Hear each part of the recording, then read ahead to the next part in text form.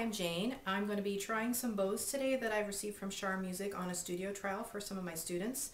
I ordered 6 bows in the $250 to $1,000 price range roughly to try and compare and see what I can find out about the playing qualities of each bow. I'm going to be testing them on another instrument that I have from Shar on trial. It's a John Cheng Guarneri model violin, and it's a $2,500 violin. I found when I was choosing the bow that I'm going to be playing on first that there's a really special chemistry between bow and violin. Not every bow will sound equally good on every violin. So you really want to choose, if you're buying an instrument and a violin, you want to choose a violin first and then see if you can find a bow that really matches it well. So the bow that I'm going to start with is my own bow that I'm used to. I'm going to play some excerpts of music that have different type of playing characteristics so we can see how the bow reacts to them. I'm going to play some fast music, some very firm, loud music with very firm accented type bow strokes, some broad mellow music to see what the tone is that I can get with the bow, and then I'll finish with some fast saute bouncing type bow strokes. So the bow I'm starting with is my bow that I've had for about 8 years. I also got it from Shar. It's a J.M. Luthi is the maker, made in Switzerland I believe, and it's a little bit above the price range of the rest of the bows that I'm trying, so I'm interested to see if the bows that I try, if I like them as well as this bow. It's also a good idea when you're testing out bows to do a totally blind trial. Pick out the bows you want to try and then put them in some kind of an order in front of you so you don't know which one's the most expensive and which is the least expensive, and try them that way and then place them in the order that you prefer them, and then go ahead and look at the prices. I found when I did that I tested 4 bows, and sure enough the order that I liked them was the order of their prices, but that doesn't necessarily mean that's always going to be the case. Okay, I'm going to start off with my own bow, my J.M. Luthi bow, and I'm going to be playing 4 different types of music with it, sort of as a reference point to the other pieces. So I'm going to start with a little bit of the Bach unaccompanied partita for fast, loud bow strokes.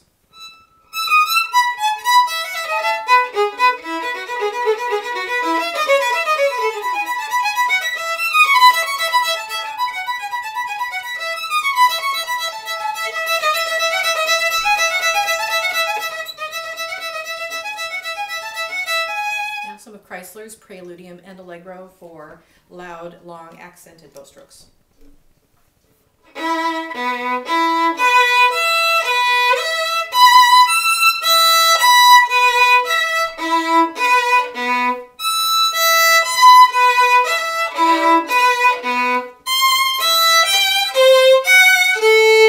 Okay, something a little mellower. This is the second movement of the Bruch Violin Concerto.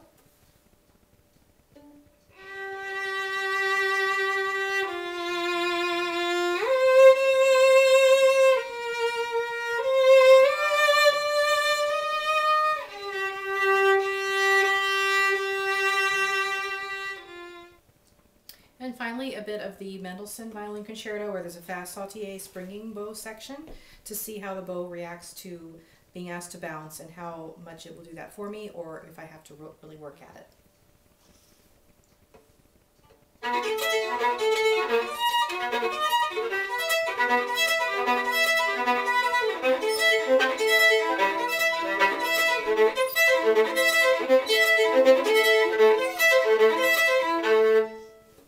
Okay, so that was my J.M. Luthi. One reason I chose this bow is it has a very smooth sound when I'm playing things that require a lot of tone, and that's one thing I noticed, especially when I was playing the Bruch.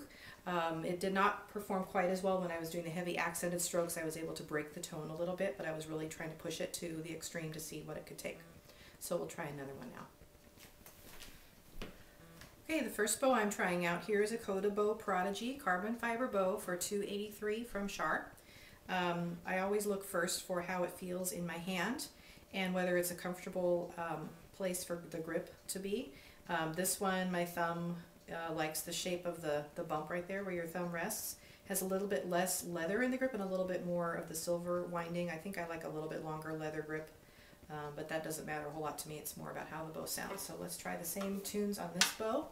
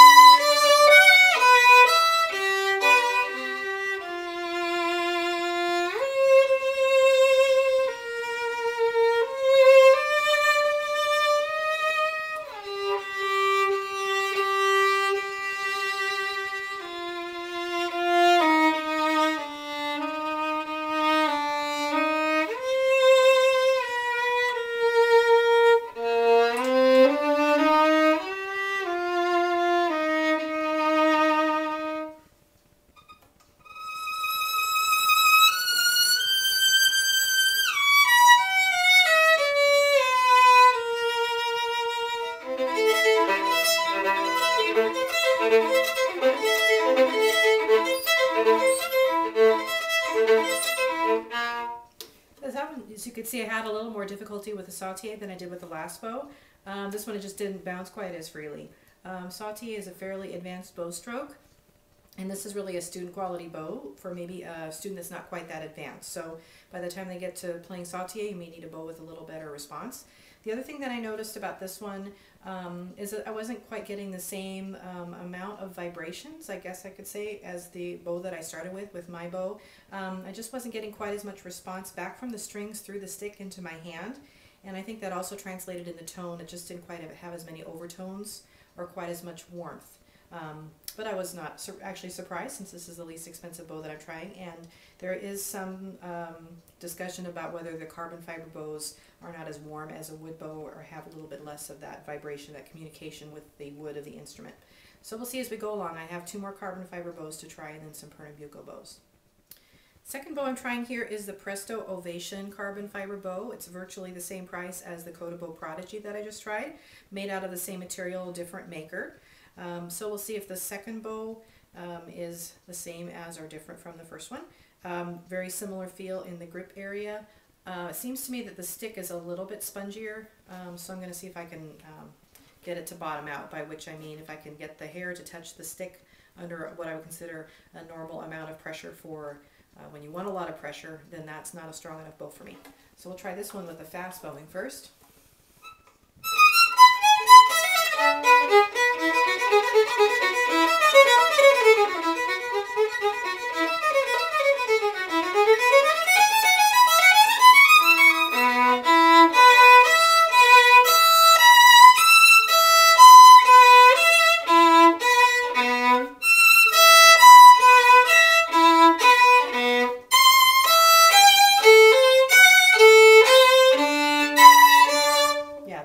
Bottoming out. I am putting a lot of pressure on that to get as much volume as I'm looking for, and the stick is hitting the wood. The hair is hitting the stick. I don't really want to crank this up and put much more tension on it. I think that's just the way the stick is naturally, so it's a little bit softer. So let's try it for tone.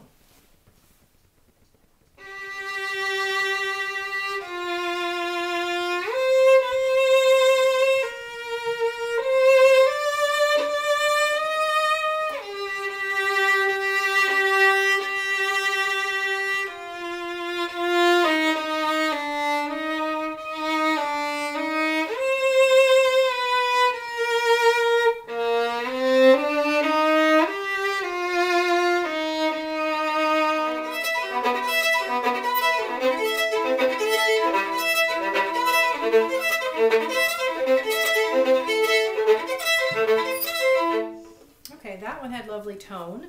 I think I would set it aside because of the weaker stick that I detected. I did like the tone better than the other bow that was the same price point, and this behaved about the same on the saute. It was a little bit more of an effort to get it to bounce. Next I have the Presto Impulse bow, which is a $600 bow, also carbon fiber. It has a little bit fancier leather grip. It has sort of an alligator print in it instead of being smooth. So let's see how this one feels when we play.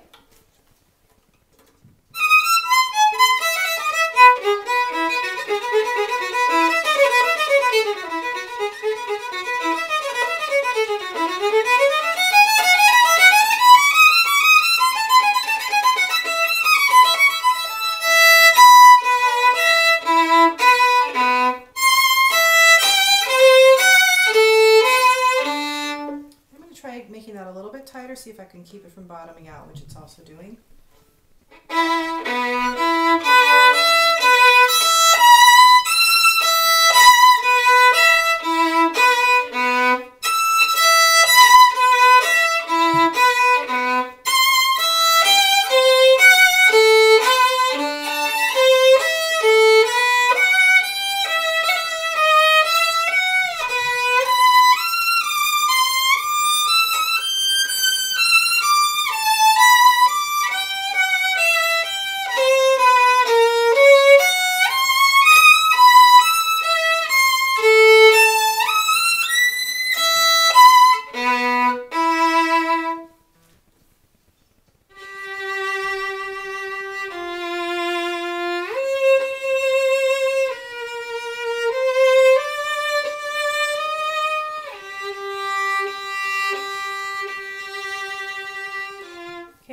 more of that selection because I can tell right away this has a rougher tone to it.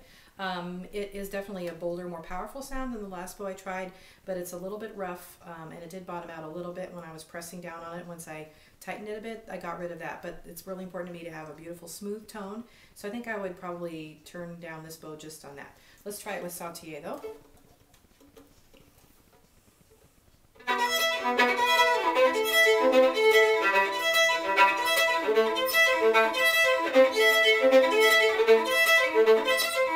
That is a nice response for the springing bow, so I would use it for that, for sure. Just not sure about the tone in that middle tune though. This is a Marco Raposo Pernambuco wood bow for $7.25. Pernambuco wood is rare, and therefore bows made out of Pernambuco are more expensive than carbon fiber bows of equivalent quality. So I would expect this bow might match one of the lower priced carbon fiber bows that I just tried, but I'm not really sure yet. See how that goes. So try this one out.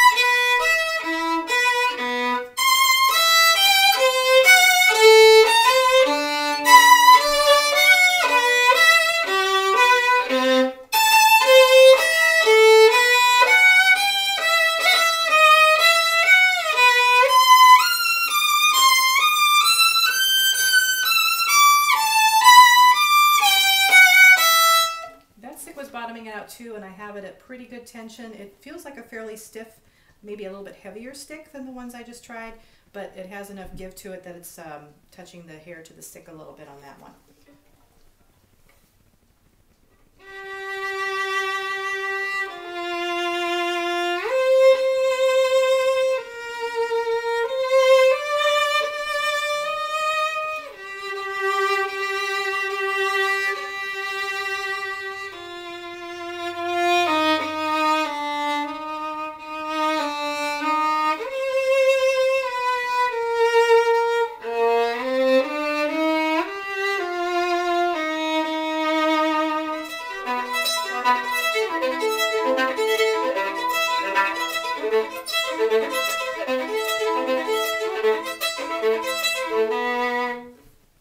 Okay, I really like the tone on this one. It was a warmer sound than any of the three previous that I tried. I try not to attribute that to the fact that it's made out of wood, but that could be what it is. I was getting a lovely tone out of it, and it was springy and nice on the Sautier. It just was not as quite as strong of a stick, I guess, as what I need when I'm really putting a lot of weight into the bow for those accented bold strokes. Still a pretty nice bow, and $7.25. This bow is $8.25, so it's $100 more than the last bow I tried. It's made by Guy Laurent, I'm sure it's pronounced, and I'm not sure I can pronounce this. FN Violin is the model, and it's also a Pernambuco bow.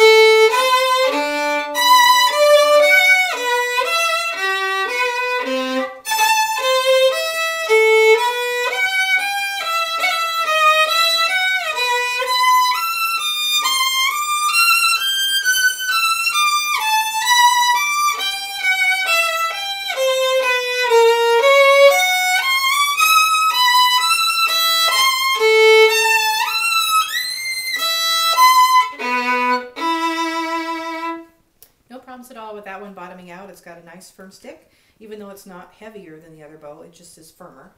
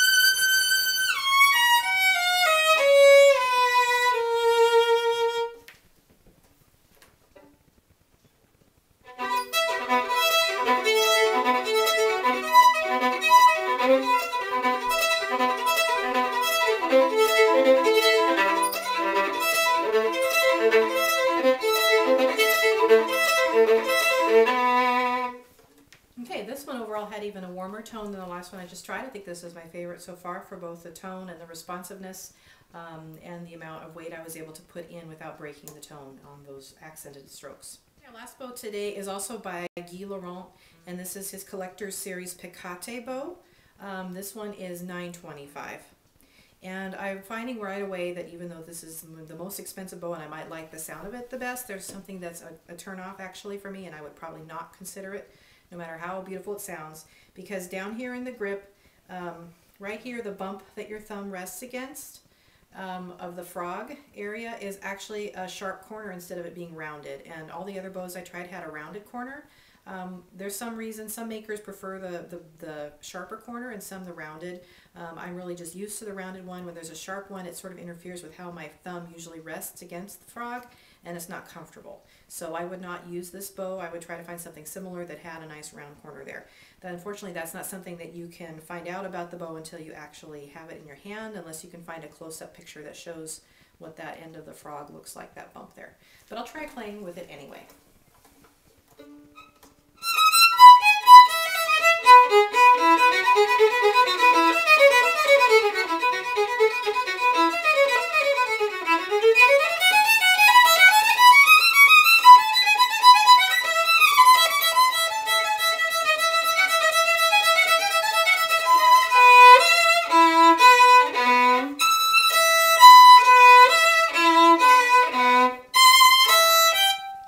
Out again, I'm going to turn it a little bit tighter, but then I'm almost getting to outside the range of a good amount of tension on the bow.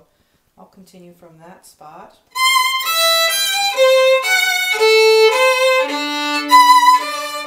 Yeah, a little bit too much bottoming out for me. I prefer the previous bow to this one for that piece.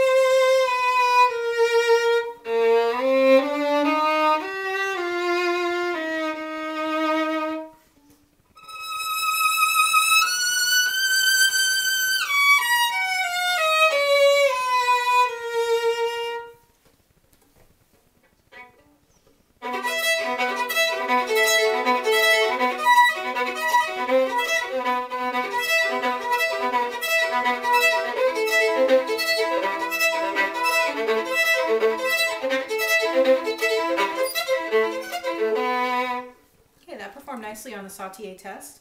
I didn't like the tone quite as much as the previous one too. This stick just felt a little more flimsy. Maybe it's a lighter weight bow overall, so it didn't quite meet some of my expectations for how I would perform on it, and plus there's that bump down there at the bottom. So I guess I'm glad I didn't like it too much, because I would have had to reject it anyway because of the way the frog is made. I'm going to go back one last time and review how my bow feels after trying all those different ones, and then I'll decide if I was choosing to buy a new bow, which one it might be.